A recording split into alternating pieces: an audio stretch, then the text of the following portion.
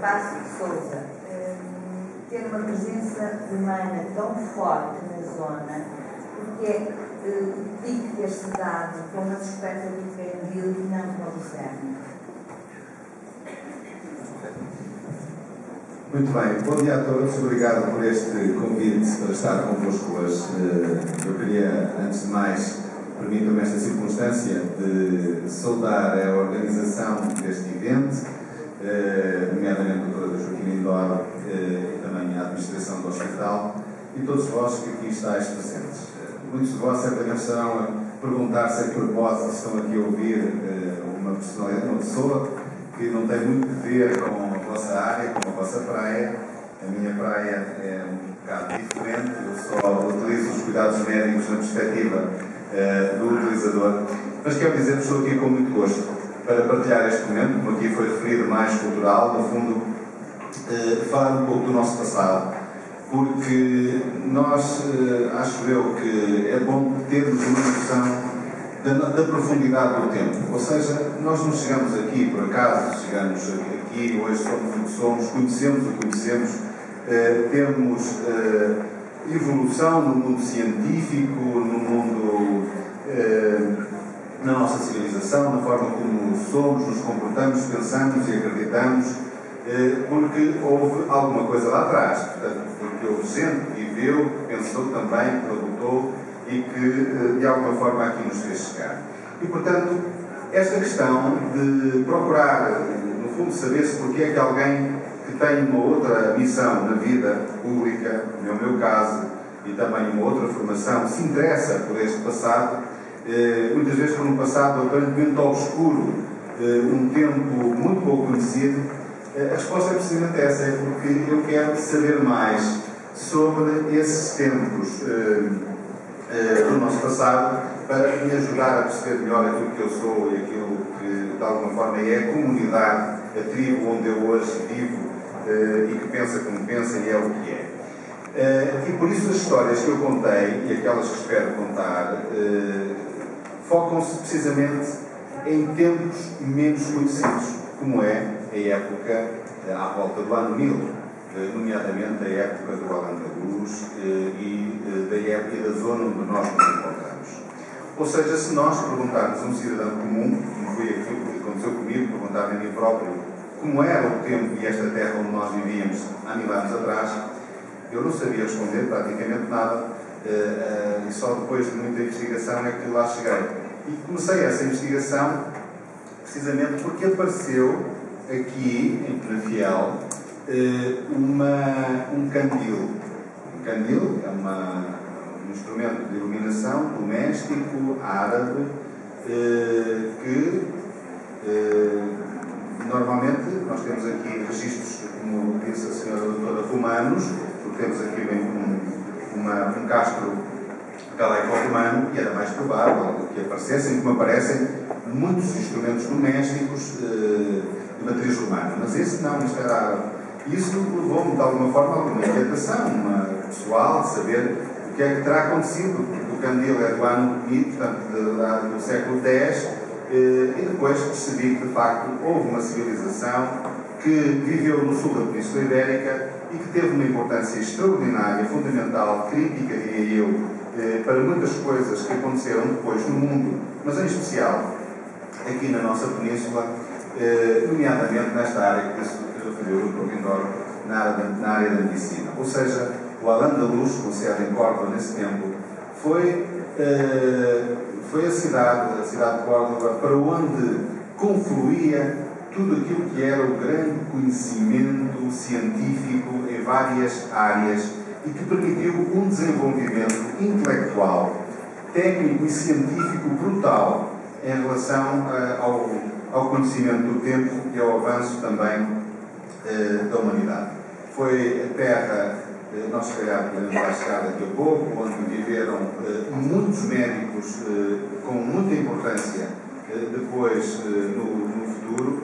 Podemos referir depois a alguns, se calhar, mais adiante, mas basicamente esta questão que queria referir a razão porque comecei esta história, porque ela explotou na minha mente, foi com o aparecimento desse candil e depois por ter percebido que esse tal Almansor que era o temível general andaluzino, que nessa época passou aqui por estas terras em direção a Santiago de Compostela para destruir o centro da religiosidade do norte da península e de alguma forma também, no fundo, a alma do povo que vivia nesta zona.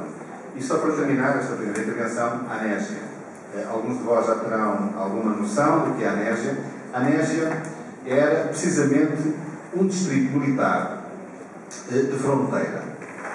O Al-Andalus terminaria, alguns aqui no Douro, apesar das fronteiras serem trêmulas, não eram fronteiras fixas, onde estava claramente lá o homem que fazia a fronteira, mas o Douro, nessa época, era basicamente a fronteira natural assim mais evidente. E a norte estava o Al-Andalus muçulmano, aliás, Feira, Lamego, Coimbra, eram controlados pelos muçulmanos, muitas vezes com governantes que não eram muçulmanos, mas que se subjugavam ao califa muçulmano. E aqui o condado portucalense tinha este distrito militar, que era uma zona de contacto. Portanto, era aqui que se fazia precisamente onde estava a zona de contacto das várias algaras. As algaras são as cavalgadas que faziam para um lado e para o outro para destruir-se e para se fazer também ir buscar despojos e andar atrás dos inimigos de um lado e do outro.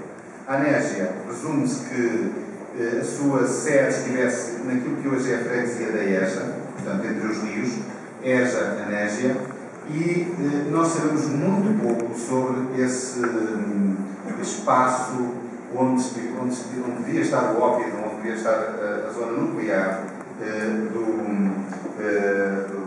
da zona onde estava o poder nessa altura. Estamos precisamente neste momento, nestes últimos meses, a iniciar, depois de tanto tempo, as escavações que nos vão dar alguns luz sobre o que era esse espaço precisamente na Anésia. Isso não é conhecido ainda, ficam os participantes deste colóquio, deste seminário, a saber isso em primeira mão. De facto, estamos neste momento a iniciar as escavações para tentarmos saber mais sobre a sede, a presumível sede do que era esse grande território da Anésia, importante, que era, como disse, o centro militar de contacto com o Al-Andalus, com a zona muçulmana a sul, e que arrangia, como disse o Dr. Lindor, precisamente os concelhos, basicamente os concelhos e a zona onde hoje o vosso centro hospitalar, o nosso centro hospitalar, tem área infantil. Só mais uma questão. Provavelmente teve muita dificuldade em encontrar bibliografia. Foi fácil? Houve muitas explicações?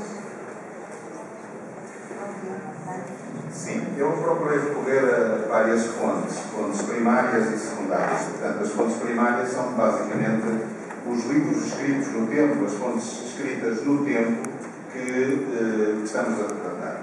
E, por exemplo, quando falamos na área da medicina, o que procurei foi saber o que escreveram os médicos desse mesmo tempo, o que é que eles fizeram, o que é que relatavam. E, portanto, quando o Dr. Lindor aqui referiu essa parte da medicina do tempo, eu diria não tanto aqui nos médicos da Anésia, porque se calhar aqui não havia médicos a não ser algumas senhoras que dominavam algum conhecimento sobre algumas plantas e tudo mais, e sabiam alguma coisa sobre magia, talvez magia branca, a magia de bem fazer, algumas rezas e coisas mais. A verdade é que no Sul é onde estava maior conhecimento científico apurado.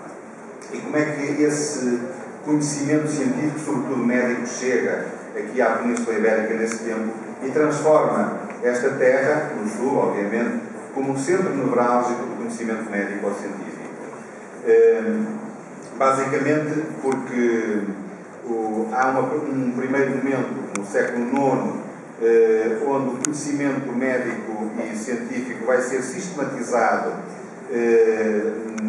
mais ao Oriente, na zona de Bagdá, mais concretamente, numa coisa que se chamava a Casa da Sabedoria, que os califas